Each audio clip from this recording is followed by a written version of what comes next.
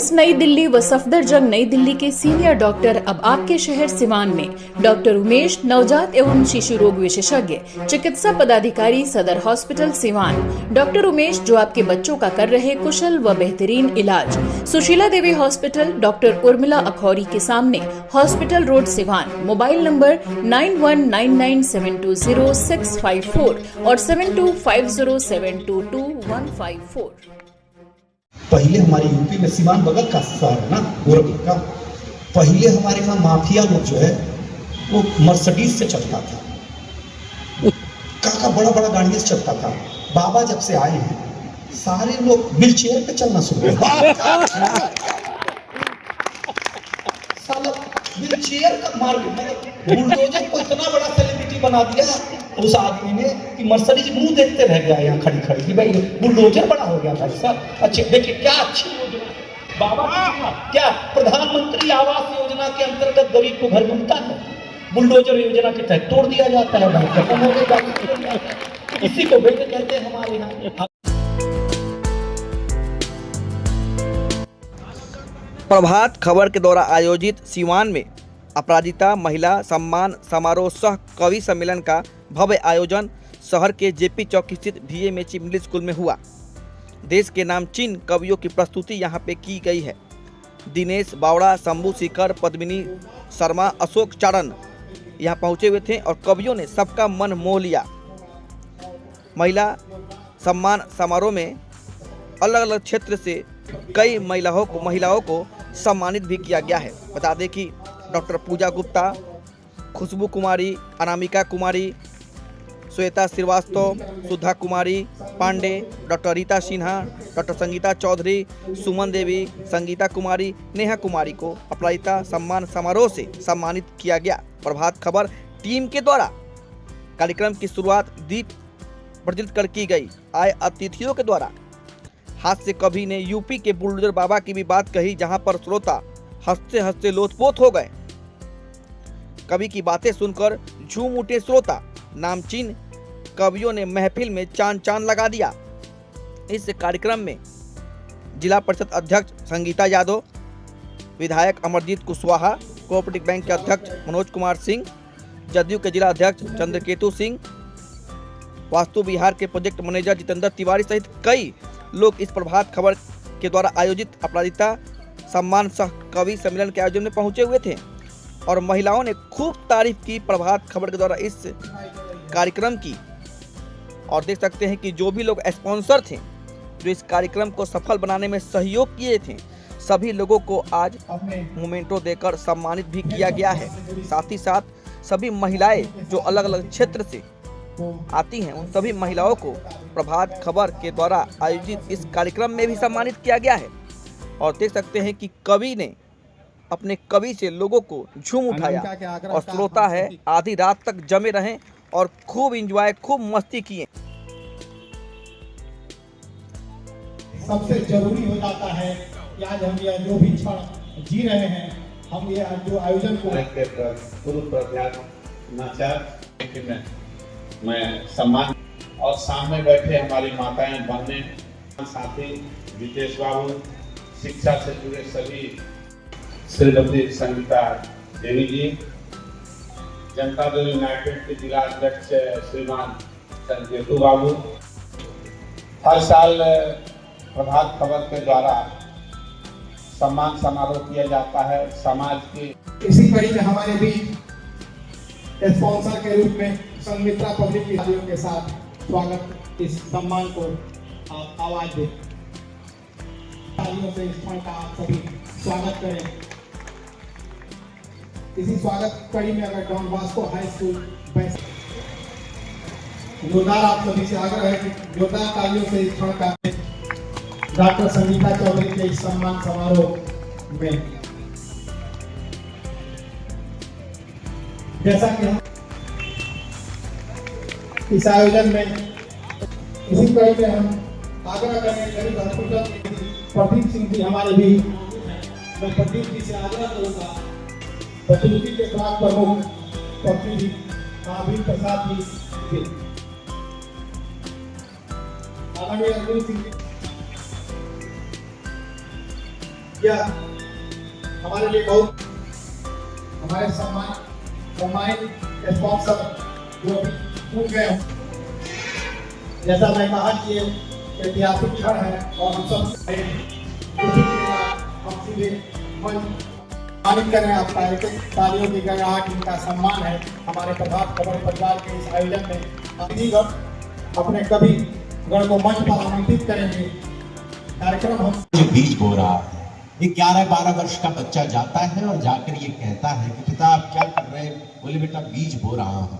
बोले क्या होता है इस एक बीज से? ध्यान चाहता हूँ पूरे सिवान के काव्य रसिक श्रोताओं का और हिंदी प्रेमियों का। कहने लगे इस एक बीज से हजारों बीज पैदा हो जाते हैं बेटा। वो घर जाता है और एक बंदूक उठा करके लाता है और खेत की जमीन में गाड़ने लगता है। तो पिता ने उससे पूछा कि तू क्या कर रहा है? तो उसने कहा कि मैं खेत में बंदूक बो रहा हूं ताकि इस एक बंदूक से हजारों बंदूकें पैदा हो जाएं। मैं अपने दोस्तों को बांट दूं और इन कमबख्त अंग्रेजों को भारत की सीमा के बाहर निकाल दूं। मुझे पूरा सिवान ऐसे नहीं, जरा आसमान में हाथ उठाकर तालियों की गड़गड़ाहट से अनुमति दी तो मैं उस भगत सिंह पर एक कविता स्वागत कर रहा हूं कि वो सतलज में स्वतंत्रता की लहर उठाने आया। वो सतलज में स्वतंत्रता की लहर उठाने आया था, अंग्रेजों के महामहल की नींव हिलाने आया था। वो परतंत्र देश के मन में मुक्ति जगाने आया था, हर गुलाब को इनकलाब का ख्वाब दिखाने आया था। बलिवेदी की सैया पर सोने की खातिर आया था, वो खेतों में बंदूकें बोने की खातिर आया था। वो क्रांति गगन अब भी भारत की पुरवाई में जीवित है और वो भगत सिंह अब भी भारत की तरवाई में जीवित है। धन्यवाद। ये लगा कि दिनकर के बिहार में खड़ा है। सब शुरू करते हैं तो हिंदुस्तानी ने बोला कि भैया भारत है, तुम्हारे पिता हैं, तो अधिकार हमारा पहले है। सर इतना जोर का थप्पड़ मारा, पाकिस्तानी को धराशाही हो गया। पाकिस्तानी खड़ा हुआ, बोला हमारा नंबर है। हिंदुस्तानी ने बोला भाई एक अंडे के लिए क्या मारपीट करना, तू ले जाए। समझ गया ना, हमारी देशभक्ति हम अंडे से खत्म कर देते हैं। हमको गोली बारूद लगता नहीं, हम हाथ से कभी है। लेकिन हिंदुस्तान अशोक चारण जैसे कवियों को प्रेम करता है। मैं क्या सुनाऊंगा, 15 मिनट का समय मेरे हिस्से में है। शंभू शेखर भैया के निमंत्रण पर, प्रभात खबर के निमंत्रण पर मैं आपके बीच हैं। लेकिन ये जो लोग हैं ना, ये सुनने वाले हैं। कृष्ण जी के बांसुरी के तान में है जान, लेकिन सुनने वाले भी कान राधा जैसे चाहिए। यहाँ कोई तुलसी कबीर रस खान नहीं, पर कवि होने का सम्मान हमें चाहिए। बहुत सुंदर। हमें क्या दे देगा कोई, लेकिन हम हाथ से के कवि हैं, बहुत ज्यादा गंभीर नहीं हो सकते। हम रात को जैसे 11 बजे सब खत्म होता है प्रोग्राम, तो हम यूपी में जाते हैं तो पुलिस पकड़ लेता है, इतनी रात को कहां से आ रहे हो, दुनिया भर का इंक्वायरी करता है। 3 दिन तक तो मैंने बर्दाश्त किया। 8वें दिन जैसे ही हम जा रहे थे तो पूछा कि कहाँ जा रहे हो, हमने कहा बीजेपी में। तुरंत छोड़ दिया, बोले सही जगह जा रहे हो, कोई तुम्हारी कार्य नहीं होगी, कोई यहाँ से जांच पड़ताल कुछ नहीं होगी।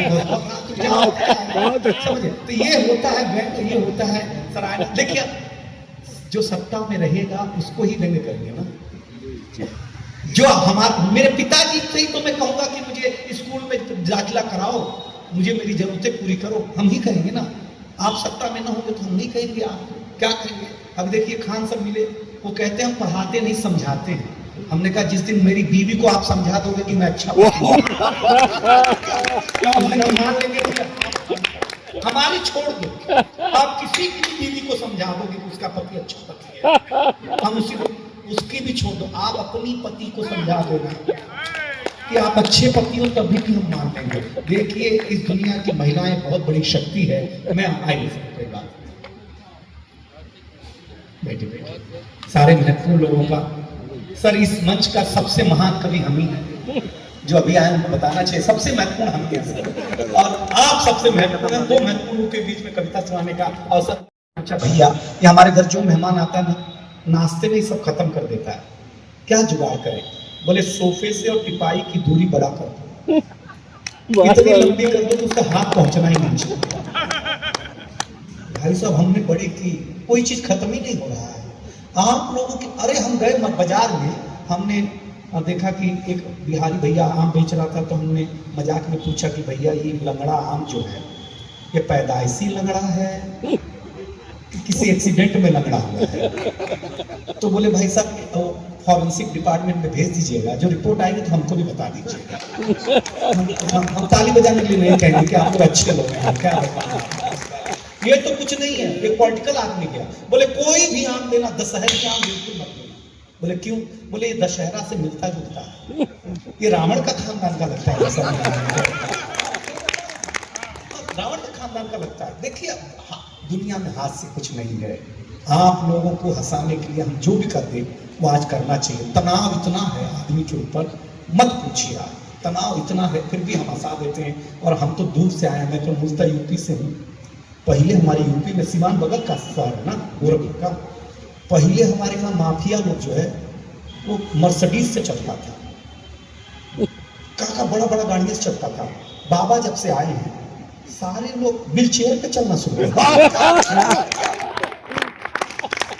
साला व्हील चेयर का मार्ग, मतलब बुलडोजर को इतना बड़ा सेलिब्रिटी बना दिया उस आदमी ने कि मर्सिडीज मुंह देखते रह गया यहाँ खड़ी खड़ी कि भाई बुलडोजर बड़ा हो गया भाई साहब। अच्छे देखिए क्या अच्छी योजना बाबा, क्या प्रधानमंत्री आवास योजना के अंतर्गत गरीब को घर मिलता है, बुलडोजर योजना के तहत तोड़ दिया जाता है, भाई खत्म हो गया। इसी को बेटे कहते हैं हमारे यहाँ। अब देखिए हमारा मानवता है, हमारा कोई जाति नहीं है, हमारा जाति प्रेम है। हम जो सुना दे आपको इसलिए सुनाते हैं कि आप हंस करके गुनगुना करके जाएं। मैं एक कविता बोलूंगा, 21 हो गया है, मैं 30 पर खत्म कर दूंगा, देखिएगा। मेरा व्यंग्य समझ लेंगे तो मुझे अच्छी बात लगा। जब जटायु का पंख काट दिया गया रावण के द्वारा, तो जटायु हे राम हे राम हे राम कह रहा था। तो एक पक्षी आया, बोला हे राम कह रहे हो, क्या राम आपके पास आ जाएंगे? जटायु ने कहा जब तक मेरे पास पंख था तब तक राम तक पहुंचने की जवाबदारी मेरी थी। मेरे पंख कट गए हैं, अब मेरे तक राम की पहुंचने की जवाबदारी राम की। बिल्कुल, बहुत सुंदर, बहुत सुंदर। तो आप मेरे पंख कट गए हैं, अब सुनने की जवाबदारी आपकी है। आप मेरे राम हो, अब मैं आप तक नहीं पहुंचूंगा, आप मेरे तक पहुंचोगे तो मैं कविता सुनाऊंगा। क्योंकि ये कविता का रंग जब हरिवंश राय बच्चन की कलम में उतरा, उन्होंने लिखा रंग बरसे भीगे चुनर वाली, रास्ता की चौखट पर आया तो मीरा ने गाया, श्याम पिया मोरी रंगे चुनरिया, ऐसी रंग दे कि रंग नहीं छूटे रामा, धोबिया धोए चाहे सारी उमरिया। ये रंग फिल्मी पर्दे पर आया तो सुनील दत्त साहब ने कहा कि रंग और नूर की बारात किसे पेश करूं, ये मुरादों की हंसी रात किसे पेश करूं। ये रंग शायरी में आया तो शायर ने लिखा, इसी रंग रंग में रंग है, तुझे रंग रंग में रंग दिया, मेरा रंग आया है रंग पर तेरा रंग चढ़ के उतर गया। ये रंग कविता में आया तो कवि ने लिखा, इस रंग बदलती दुनिया में मैं रंग बेचता हूँ और हिंदुस्तान खाना। ये रंग के 23 साल के नौजवान के सर चढ़ करके बोला तो गली गली में भगत सिंह ने गाया, मेरा रंग बसंती चोला है। ये कविता का रंग है। धन्यवाद सर। एक बात बताओ, हम मुंबई रहते हैं, मेरे पिताजी जब राशन की दुकान में जाकर के राशन की लिस्ट देते थे तो वो पूछता था दुकानदार के घर में सब ठीक ठाक है ना बिटिया? उसका दिमाग बोले कुछ को समझ में नहीं आता, ये 5 साल पुराना टिकट है। उस बच्चे ने जो जवाब दिया, आपका स्वाभिमान उछाल देना। उस बच्चे ने कहा कि सर ये डब्बा जिसमें बैठी ये 20 साल पुराना है। हमने कभी ऑब्जेक्शन दिया इसके गलत क्या? किसी ने जाके सो गया, बोला डब्बा नहीं चेक करना। लेकिन जब मुंबई गाड़ी पहुंची तो उसका अपना स्वाभिमान जगह में चेक कर लेते हैं। तो एक लड़का बोला बच्चा क्या बुद्धि लगाएगा। एक आदमी के पास गया, बोला टिकट दिखाओ। टिकट देखा, आदमी का टिकट 25 साल का लड़का होगा, टिकट देखा, बच्चा का टिकट था, लड़का का। टीसी बोला भैया आप पढ़े हो और बच्चे के टिकट पे सफर कर रहे हो, शर्म नहीं आता है? छपरा के लड़का ने बोला साहब जब हम छपरा में बैठे थे ना तब बच्चा ही थे। लेट हो गया है कि हम बड़े हो गए, हमारा गलती नहीं है, सजा तुमको होना चाहिए। आप ताली बजा दीजिए।